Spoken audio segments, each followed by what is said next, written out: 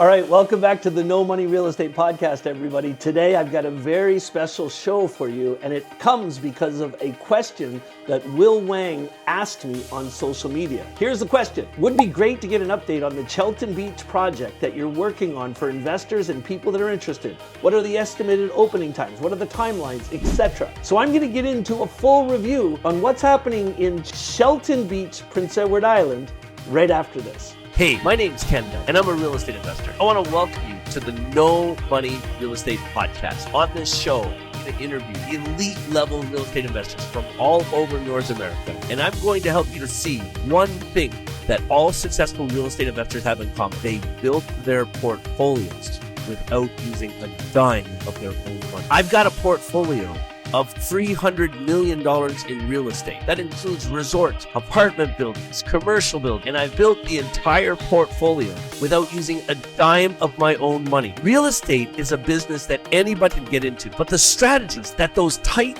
real estate investors use to build massive portfolios have been kept secret for decades. Now, because of this show, I'm going to reveal them to you. So let's get started. All right, welcome back, everybody. I hope everybody's off to an amazing new year. I want to spend some time with everybody today and give an update for everybody that has an interest in hearing on what's going on with our company in Chelton Beach in Prince Edward Island. First and foremost, for those that don't know or aren't aware, our company acquired a property on the south shore of Prince Edward Island in an area called Chelton Beach. It's about 15 minutes from Summerside, about 35 to 40 minutes from Charlottetown, and about an hour from Moncton, New Brunswick. And as you know, our mandate with Cottage Dream Vacations is that we're building major resorts and spas right across this country. And our first project is set to open in Napanee, Ontario in 2025. Well, when I first saw this project on the South Shore of PEI at Chelton Beach, it was called the Chelton Beach Cottages. And I fell in love with it the day that I found it. For those that don't know, I actually spent about 4 years of my life in Prince Edward Island, living there, and I was a member of the Charlottetown Police Department. And it was an unbelievable experience for me. Now, it turned out that's not where we decided to raise our family. I met a beautiful woman that I fell in love with, and we got married, and she was from Ontario, and we wanted to build our family close to her family and mine too. My family had all moved up to Ontario. So eventually we did end up moving back to Ontario from PEI, but I never ever lost the love from this amazing province. We took vacations back there regularly. And the first property we actually bought in PEI is the Woodley Castles project, the Woodley Castles property in Woodley, Burlington, PEI. The Woodley Castles is unbelievable. It is a historic part of the heritage of PEI. It was built back in the 1950s by a retired Army colonel who had a deep love for the monarchy, and he wanted to build this as a tourist attraction in PEI, but as well to pay honor and homage to the royal family at the time. And what the castles are, it's an exact replica of the Tower of London Castle, which for a long time, this is where the British monarchy lived in London. And the second part was the Dunn Castle, and this was where the Scottish king lived for many, many years. Well, over the years, it literally was the top tourist attraction in PEI for years. And then over time, it got shut down. It started changing hands, and it's really fallen on hard times. So we bought the property 2 years ago. And when we bought it, we decided we were going to renovate the castles and turn it into a resort and spa and have cottages on it and make a really amazing attraction for people. Well, the problem with that project is it's going to take us about 10 years to do it. We're still investigating how we fix the castles. It appears that all of the foundations of the castles have fallen apart, and they basically have to be taken down and rebuilt again. So because this was going to take so long, I got really excited about opening up a new tourism business in PEI. And part of my enthusiasm came from the fact that the province of Prince Edward Island started announcing incentives and interest in building the year-round tourism business. If you've ever been to PEI, you know what I'm talking about. It is the most beautiful place in Canada to go to in the summertime. The most beautiful beaches, the warmest weather, it's perfect. But what most people don't realize is that it's magical in the wintertime too. See, the entire tourism industry out there, 95% revolves around the summer. And most tourism operators out there have literally gotten into the habit of shutting their businesses down completely at the middle of September and then going away for the winter and coming back and opening again at the beginning of May. Well, the province of PEI is always trying to deal with and find ways to curb the highest unemployment rates in the country. That's unfortunately what they're tagged with. And so they started going out to the market and to the business community and saying, we want to invest in and help new year-round businesses to get open. And so I saw the timing of this as perfect, because the Castles, as a tourist center with a spa and everything, it would be unbelievable. But because I found out it was going to take 10 to 15 years to do it, I wanted to do something faster. And it was right at that time that I was introduced to the Chelton Beach property, and I thought it would be unbelievable. So we acquired the property and we started putting together a plan to develop it, to increase the use of it, as they call it in Prince Edward Island in the laws. And a part of doing that, we had to come up with a plan for what we wanted to do, and then we had to apply for an increased use permit. So the zoning on the property is correct for what we want to do, and it's already being used as a little spa. They had a big swimming pool, they had a hot tub, they had some cottages. We just wanted to do more. That's why they were able to use this provision in provincial law called the increased use permit. So we put together a plan. In our original plan, we wanted to build a full Nordic spa. A full Nordic spa, we were going to do one main building that would have treatment rooms in it, a restaurant, a welcome center, and on the top floor, 14 new hotel rooms. And then we were also in this building going to put a convention center that would seat 200 people, so we could do things like weddings and group events, etc. And then we were going to add another 6 tiny homes to the property. So that would have given us about 30 to 35 units that we could use at the property. Part of the evaluation process in our increased use permit, we had to go to a public meeting. So we hired an amazing architectural firm out there called Archwork. Tim Phelan's company, our representatives on the island, they're our main consultants. And if anybody is looking to do any work in Eastern Canada, if you want to build anything from, master planned communities to hotels, to apartments, to apartment buildings, to anything at all, I'll put the link in the notes of this show. It's Archworks Architects. They're based in Charlottetown, Prince Edward Island. The principal architect at the firm is Tim Phelan, and Tim's company does work all over Atlantic Canada, and they are amazing to work with. So we put together a plan with Tim. Tim put together all the site plans and submitted the request for increased use permit application. Now, part of that application, there has to be a public meeting. So we did a public meeting back in June of 2024, and it was not what I was expecting at all.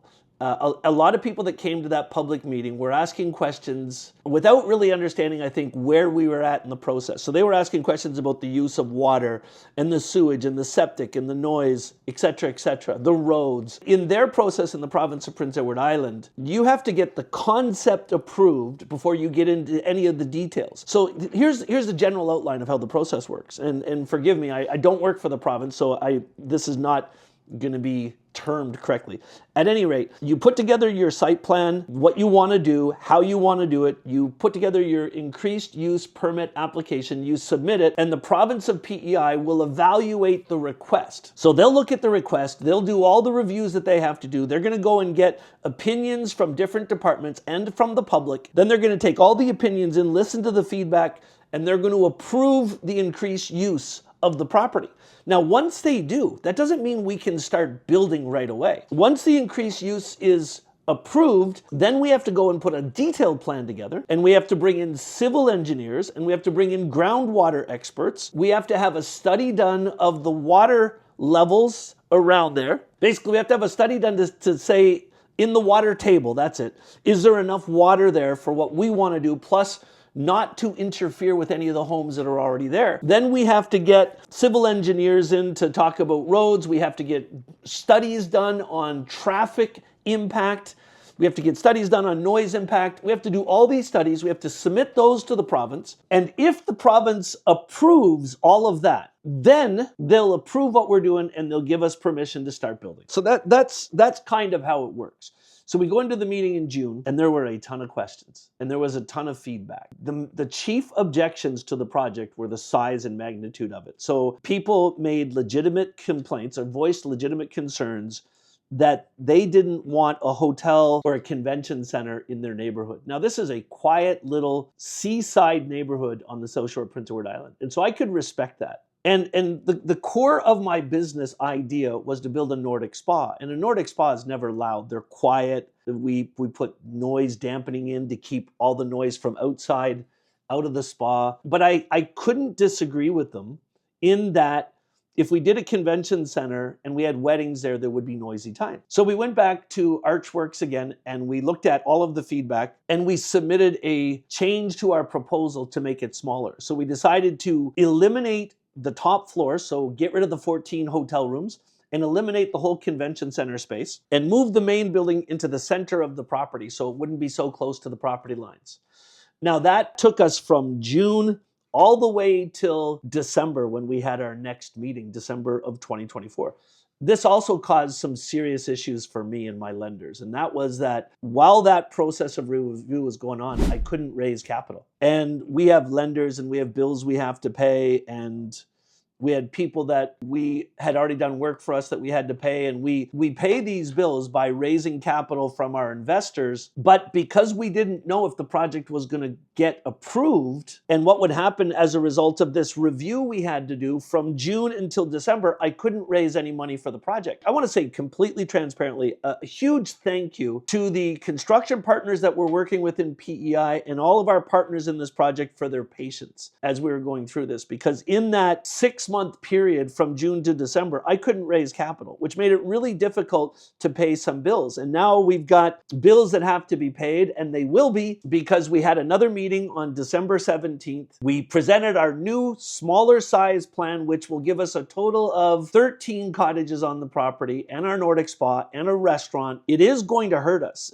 It's going to mean about $3 to $4 million a year less revenue, but the project will still be profitable. So we went into that meeting. We had amazing feedback from the local people in Prince Edward Island that attended. I got to meet some of the local neighbors personally that weren't at the first meeting, which was really amazing. And overall, there was much more enthusiasm about our smaller scale plan that we have. Now, there are still concerns. There are concerns about the water table. Is there enough water for us to use without hurting the wells of the people around us? The septic system that we're going to use, the noise levels, the parking, the increased traffic on the road. These concerns all exist. But the province of PEI has told us that on, I think, January 17th, they're asking for any feedback from the public until January 17th. Once that feedback has been given, they'll issue their approval.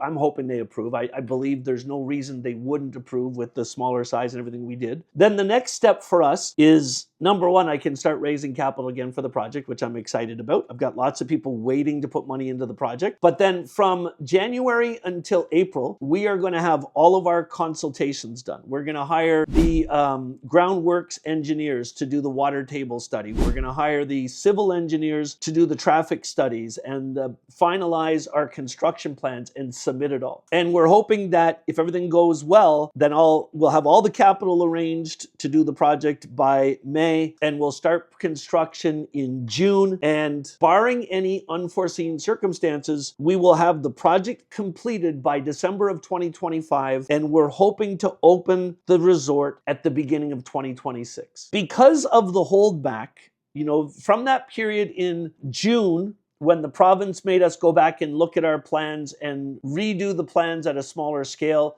until December when we got that next round of feedback, it really put us in a bad place because we didn't have a lot of cash in the bank and we weren't able to raise capital. We had a whole plan to raise capital in the fall that we weren't able to do. Big reason is that I can't go out and raise capital from the market unless I know exactly what's going on.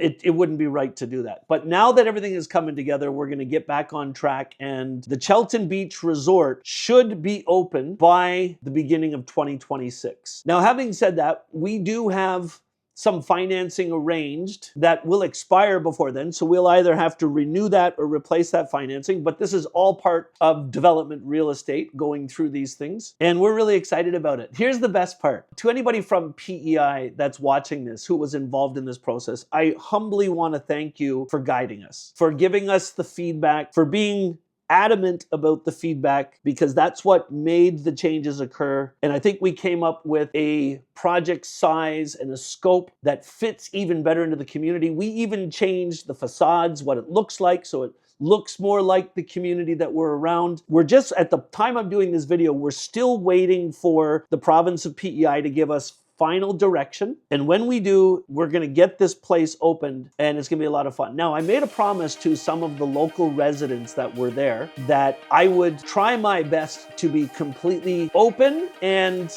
informative, to keep the community up to date with what's happening with the project. And we're looking at ways to do this now through our team. We're going to build a section on our website that is going to be development updates, and we're going to show everybody what's happening with the project out there. So Will, that's where we're at today. Lots of great things happening in 2025. I hope we get approved to build it in 2025. And if everything goes well, we could be opening the Chelton Beach Spa at the beginning of 2026.